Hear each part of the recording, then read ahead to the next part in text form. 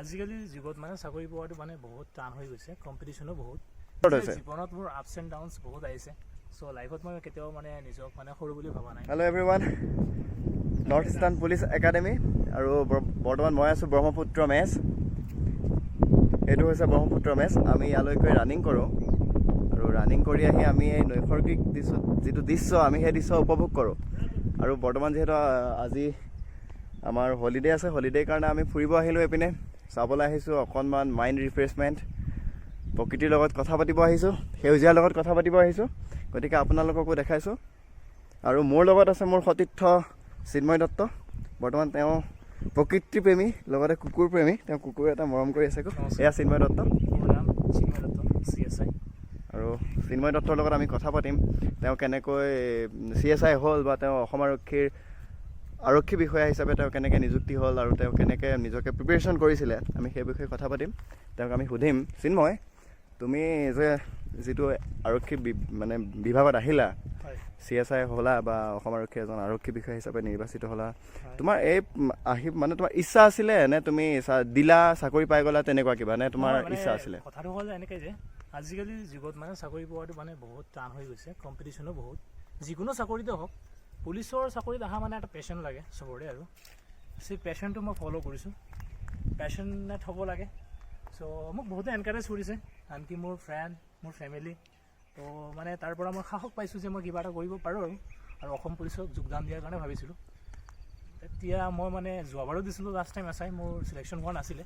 তো তেতিয়া মই চিৰিয়াছ এটেম্প দিয়া নাই। বাট দিছ টাইম মানে মই বহুত ভালকৈ মানে প্ৰিপাৰেশ্যন কৰিছিলোঁ SIৰ বাবে। ৰিটেনে হওক বা ফিজিকেলে হওক, মই বহুতো কষ্ট কৰিছিলোঁ আৰু সেই ফলাফল অনুযায়ী আজি মই নেপাত আছোঁ।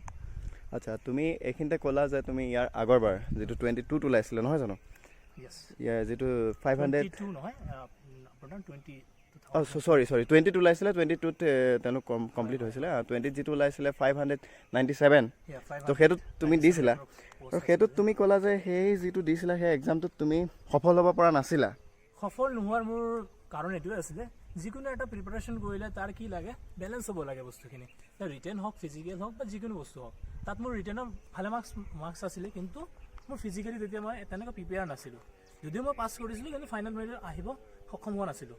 চ' সেইকাৰণে মানে দিছ টাইম মানে মই ভালকৈ প্ৰিপাৰেশ্যন কৰিছোঁ ফিজিকেলি, প্লাছ তোমাৰ ৰিটাৰ্ণৰ কাৰণেও যথেষ্ট কষ্ট কৰিছোঁ, এটা ষ্ট্ৰেটেজি ফ'ল' কৰিছোঁ, সেইবাবে মই আজি সফল হৈছোঁ।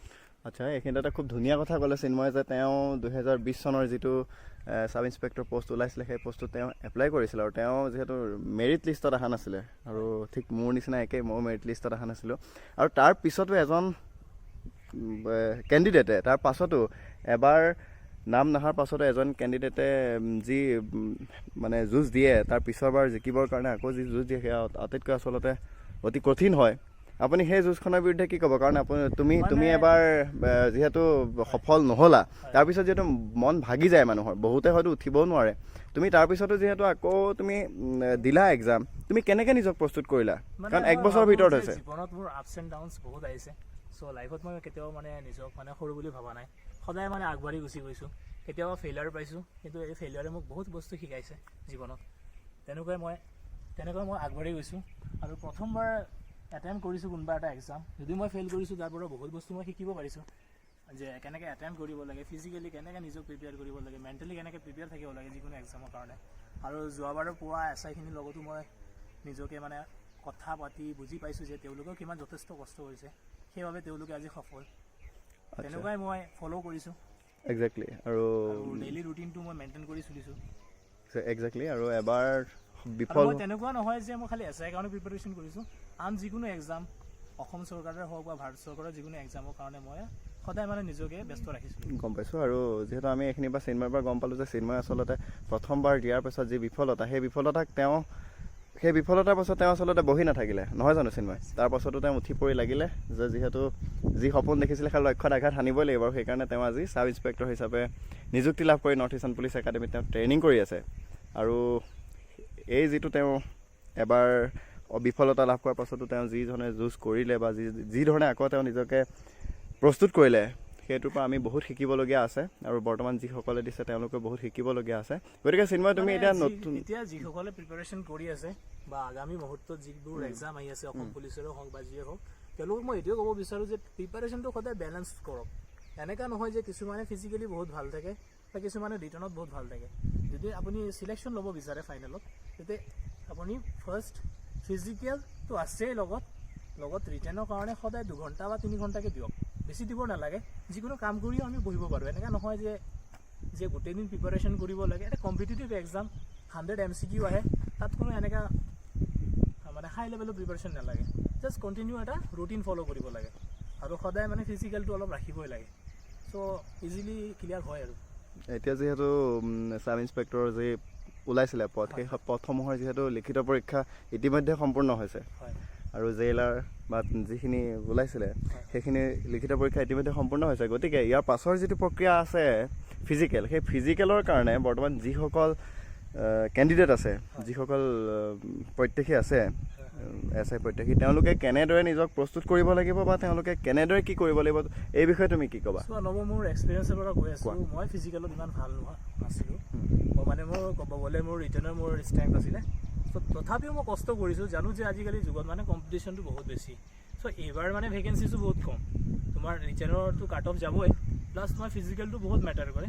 ত' এতিয়াৰ পৰা যিসকলে মানে ভাবি আছে যে মনত ভাল মাৰ্কছ আহিব বা কিবা, তেওঁলোকে মানে ভালকৈ প্ৰিপাৰেশ্যন কৰিব লাগে। মই কওঁ 2 টাইমকৈ ৰানিং কৰক আৰু ফিজিকেলি নিজক মানে ষ্ট্ৰেংথটো বঢ়াই থাকক আৰু যিমান কষ্ট কৰিব লাগে কৰক।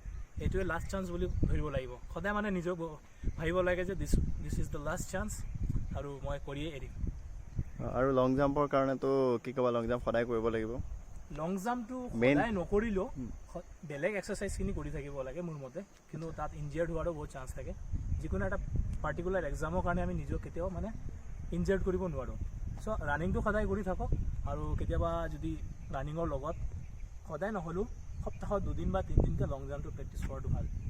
আচ্ছা, আৰু যিটো ৰানিং আছে, ৰানিংটো আগবেলাও কৰিব লাগিব, পিছবেলাও কৰিব লাগিব। গতিকে আমাৰ মানে কি হয়, যদি আপুনি ৰাতিপুৱা যদি অলপ হাৰ্ড ৰানিং কৰে, তো আবেলি অলপ জগিঙৰ নিচিনা কৰিব লাগে, বাকী এক্সাৰচাইজখিনি কৰিব লাগে। তেতিয়া মানে আমাৰ ফিটনেছ লেভেলটো আৰু হৈ থাকে।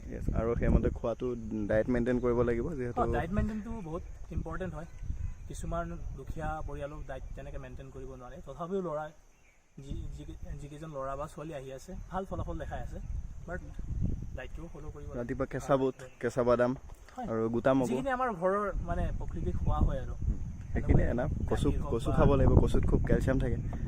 কচু, তাৰপিছত তোমাৰ যি বুট, গোটা মগু, সেইখিনি ৰাতিপুৱা খালে আৰু পানী আমি খাওঁ আৰু এইখিনিতে তুমি মানে ডায়েট দিয়ে আৰু ঘৰত। এইখিনিতে তুমি ক'বা নেকি যে দুপৰীয়া দৌৰিলে অলপমান মানে প্লাছ পইণ্ট? দুপৰীয়া মই দৌৰিব কোৱা নাই, কিয়নো দুপৰীয়া দৌৰিলে গা চা বেয়া হ'ব পাৰে, ৱেডাৰ চেঞ্জ হৈ আছে। দুপৰীয়া দৌৰক, কেতিয়াবা 1-2 দিন দৌৰিব লাগে, কিয়নো এইটো এক্সামত কাম দিয়ে। একজেক্টলি, মই সেইটোৱে কৈছোঁ যে মানে কি হয়, আমাৰ ৰানিংটো 11টা বা 12টাৰ পৰা শুৰু হয়, সেইটো টাইমত ৰ'দ দি থাকে বহুত। তো এইটো হেবিট কৰিব লাগে, সপ্তাহত 1 দিন কৰিব পাৰে। মই এইটোৱে সুধিছোঁ যে যিটো দুপৰীয়া আমাৰ যিহেতু আমি দেখা পাওঁ যে ৰাতিপুৱাই আমি যাওঁ, ৰাতিপুৱাই যোৱাৰ পাছত আমাক বহু সময় বহুৱাই থৈ দিয়ে। আমাৰ যিখিনি অফিচিয়েল কাম হয়, ডকুমেণ্ট চেক হওক বা তোমাৰ যিখিনি মেডিকেল হওক, হাইট চেক হয়, তাৰপিছত তোমাৰ চেষ্ট হয়, সেইখিনি কৰাৰ পাছতো আমাৰ যথেষ্টখিনি সময় পৰিলক্ষিত হয়। আৰু যিহেতু যিমান দূৰ গম পাইছোঁ বা পৰীক্ষাখিনি যিহেতু তোমাৰ ছামাৰ টাইমতে হ'ব, ছুপাৰ ছামাৰ টাইমতে হ'ব, জুন জুলাই মাহটো ছুপাৰ ছামাৰ, গতিকে ছুপাৰ ছামাৰ টাইমতে হ'ব। সেই ছুপাৰ ছামাৰ টাইমত যিহেতু দুপৰীয়া দৌৰিব লাগিব, তাৰ কাৰণে যিখিনি কেণ্ডিডেট আছে তেওঁলোকে সপ্তাহত অন্তত 1 দিন যদি দুপৰীয়া এদিন কৰিলে যথেষ্ট মোৰ মতে। সেইটো মানে তোমাৰ ৰ'দত দৌৰিব লাগে 11টা বা 12টা মানত। হাৰ্ড ৰানিং কৰিব নালাগে, যিখিনি 1600 মিটাৰ আছে তেনেকুৱাই কৰিলে হয়। চাব লাগে নিজৰ যিটো মানে ষ্ট্ৰেংথটো কিমান আছে, ৰ'দত দৌৰিব পাৰে নে নাই। তো এইটো এটা মানে ভাল পইণ্টেই হয়। একজেক্টলি, গতিকে আপোনালোকে ৰ'দত দৌৰিবলৈ প্ৰেক্টিছ কৰক, যিহেতু ক'ত কেতিয়া কেনেকৈ দৌৰিব লাগিব কোনো ঠিক নাই। আৰু এইবাৰ দিছ টাইম মানে তোমাৰ হাৰ্ড প্ৰেক্টিছ কৰিব লাগিব, কিন্তু ভেকেঞ্চি বহুত কম আৰু টাফ হ'ব বহুখিনি। আৰু যিমান টাফ হয়, আচলতে টাফৰ পৰা ওলাই আহে, যিজন ওলাই আহে সেইজনেই চিকেণ্ডাৰ। গতিকে সেইখিনিয়ে চিন্ময়ে ক'লে। আৰু যিহেতু আমি যেতিয়া দৌৰিছিলোঁ চিন্ময়, আমি দৌৰোতে আমাৰ ফিল্ডখন কেনেকুৱা আছিলে অকণমান কৈ দিয়া। মানে আমাৰ যিটো কাহিলীপাৰাত হৈছিলে 1600 মিটাৰ গতিকে চিন্ময়ৰ এক্সপিৰিয়েঞ্চখিনি ক'ব। গতিকে চিন্ময় কেনেকুৱা আছিলে ফিল্ড, বা ময়ো দৌৰিছিলোঁগৈ, আমাৰ ফিল্ডখনৰ অৱস্থা কেনেকুৱা আছিলে। যদি সেইখিনি আপোনালোকে জানে তেতিয়া আপোনালোকে এটা আইডিয়া কৰিব লাগিব যে আপোনালোকে কেনেকুৱা গ্ৰাউণ্ডত দৌৰিলে, কেনেকুৱা চিটুৱেশ্যনত দৌৰিলে আপোনালোকৰ ভাল হ'ব। মানে হয়তো সদায় কি হয়, হয়তো যেতিয়া বৰষুণ দিয়ে কেণ্ডিডেটখিনি ৰৈ দিয়ে, নদৌৰে। হয় হয় হয়, তো গতিকে তুমি কোৱা। মানে সদায় কি হয়, যিকোনো চিটুৱেশ্যনৰ কাৰণে লাইফত ৰেডি থাকিব লাগে। মই মানে কি হ'ল, মই সেইটো সময়ত মই খুব ৰ'দ আছিলে আৰু বৰষুণো আছিলে, মই ৰ'দত প্ৰেক্টিছ কৰি গৈছিলোঁ, ঠিক আছে। এতিয়া কি হয়, আমাৰ যিদিনাখন আছিলে সেইদিনাখন খুব বৰষুণ আছিলে, ৰাতিপুৱা যোৱাৰ পাছৰ পৰা বৰষুণ। আমি ভাবিছিলোঁ যে পষ্টপনে কৰে নে কিবা হয়। তো আমি 2 ঘণ্টামান মুহূৰ্ত আমি ৱেইট কৰাৰ পাছত তেওঁলোকে ক'লে যে আমাৰ ৰানিং হ'ব। প্ৰথম মোৰ ছেকেণ্ড টাইমতে মোৰ আছিলে, সেইটো সময়ত মানে ইমানেই বৰষুণ আছিলে, ইমানেই বোকা পানী আছিলে, তাৰ মাজত আমি ৰানিং কৰিছোঁ। ৰানিং কৰা কিছুমানে পৰিও গৈছিলে তাতে, বা কোনোবাই ৰখি গৈছে, ৱাকিং কৰি আছে তাত। চ' এনেকুৱা যদি চিটুৱেশ্যনো আহে, এনেকুৱা আছে বৰষুণো হ'ব পাৰে বা খুব ৰ'দ দিব পাৰে, তো এইবোৰ একো ভাবিব নালাগে। যিকোনো চিটুৱেশ্যনৰ পৰা নিজক মানে আগবঢ়াই লৈ যাম, সেইটো মই বিচাৰোঁ। আৰু সদায় মানে নিজক মানে সৰু বুলি নাভাবিব যে মই নোৱাৰিম বা কিবা, মই ৰ'দত প্ৰেক্টিছ কৰা নাই বা বৰষুণত মই আহিলে মোৰ প্ৰব্লেম হ'ব। আমি মানে বহুত বোকা পানীতে পাছ কৰিছোঁ, এনেই কথা নহয়। সেইটো মেটাৰ নকৰে। যদি তোমাৰ মনত যদি কিবা কি কয় চেল্ফ বিলিভ আছে, তেন্তে তুমি কৰিব পাৰা যিকোনো চিটুৱেশ্যনত। কোৰ্চ এটা খুব সুন্দৰ বাক্য। যদি আপোনাৰ যদি নিজৰ ওপৰত বিশ্বাস আছে দেন আপুনি সকলো কাম কৰিব পাৰিব। আৰু এইখিনিতে এটা কথা কওঁ, যিখিনি দৌৰিব এতিয়া হয়তো বহুখিনি আছে আগতে নদৌৰা আছে, কম দৌৰা আছে। মানে কি হয়, মোৰ কুৱেশ্যনটো এইটো, তেওঁলোকৰ চিন পেইন হ'ব, আজি দৌৰিলে কাইলৈ চিন পেইন হ'ব, তেওঁলোক বহি দিব। তুমি কি কোৱা, চিন পেইন হ'লে বহি দিব লাগে নে ৰানিং কৰি সেই বিষটো গ্ৰাউণ্ডৰ পেইন গ্ৰাউণ্ডত নাইকিয়া হ'ব? সেইটো কোৱা। কথা আছে যে গ্ৰাউণ্ড কাট ডট গ্ৰাউণ্ড মেই খতম হৈ যায়। চ' এইটো মই এতিয়া বিশ্বাস কৰোঁ। প্ৰথম যেতিয়া নতুন আহিছিলোঁ, আমিও ভাবিছিলোঁ সদায় দৌৰিব গৈ 5 কিলোমিটাৰকৈ সদায় ৰাতিপুৱা দৌৰাই। তাৰপিছত পিটি কৰাৰ পাছত গা বহুত ভাগৰ লাগে, পিছদিনা গা বেয়া হয়। তেতিয়া ভাবিছিলোঁ যে মোৰ ভৰি গ'ল আৰু শেষ আৰু মোৰ জীৱনটোৱে ধ্বংস হ'ল আৰু চিন পেইন হয়, কিবা পেইন হয়, এংকেল পেইন হয়। কিন্তু এতিয়া ভাবোঁ যে ঠিকেই কৈছিলে আমাৰ উস্তাদজিসকলে বা ছাৰসকলে, গ্ৰাউণ্ড কা দৰ্দ গ্ৰাউণ্ড মেই খতম হোতা হে। তো গ্ৰাউণ্ডত তেনেকৈ দৌৰি আছে, আপোনাৰ সৰু সুৰা ইনজাৰ্ড হ'ব পাৰে বা অলপ নিজক বচাই চলিব, কিয়নো এক্সাম আহি আছে যদিও। তো গ্ৰাউণ্ডৰ বিষ গ্ৰাউণ্ডতে শেষ হ'ব, সেইটো আৰু লজিকটো হয়। আৰু চিন পেইন হ'লেও যাব লাগে গ্ৰাউণ্ডলৈ। চিন পেইন একো নহয়, চিন পেইন ৰানিং কৰিলে আকৌ চিন একজেক্টলি। আপোনাৰ যদি চিন পেইন হয়, ধুব লাগে অলপ, নিমখ গৰম পানী দি আপুনি ধুব। চিন পেইন হ'বই, কাৰণ ন' পেইন ন' গেইন এষাৰ কথা আছে। গতিকে আপোনাৰ চিন পেইন হ'ব, কিন্তু আপোনালোক বহি নিদিব ঘৰত। যেতিয়া চিন পেইন হ'ব আপোনালোক যাব গ্ৰাউণ্ডত গৈ লাহে লাহে দৌৰিব। পেইনটোক মানে আপুনি এবজৰ্ভ কৰিব, যিমানটো বিষ হ'ব সেই বিষটো সহ্য কৰিব আৰু আপুনি দৌৰিব। দেখিব লাহে লাহে বিষটো নাইকিয়া হৈ গৈছে। অৰ্থাৎ চিন্ময়ে যিটো ক'লে, গ্ৰাউণ্ড কা দৰ্দ গ্ৰাউণ্ড মেই খতম হোতা হে, এই বাট হে। গতিকে সকলো দৌৰক, সকলোকে শুভেচ্ছা থাকিলে। চিন্ময়ৰ কোৱা। শুভেচ্ছা থাকিলে আগামী যি SI হওক বা জেইল ৱাৰ্ডাৰ হওক, যিকোনো পৰীক্ষা আহি আছে তাৰ ফিজিকেলৰ কাৰণে আপোনালোকে প্ৰিপেয়াৰ কৰি থাকক, ভালকৈ দিয়ক। আমি বিচাৰোঁ চবেই আৰক্ষীত বা যোনে যি বিভাগত যাব বিচাৰে যোগদান কৰক ভালকৈ। সেয়াই আৰু, ধন্যবাদ। ঠিক আছে, জয় হিন্দ। জয় হিন্দ।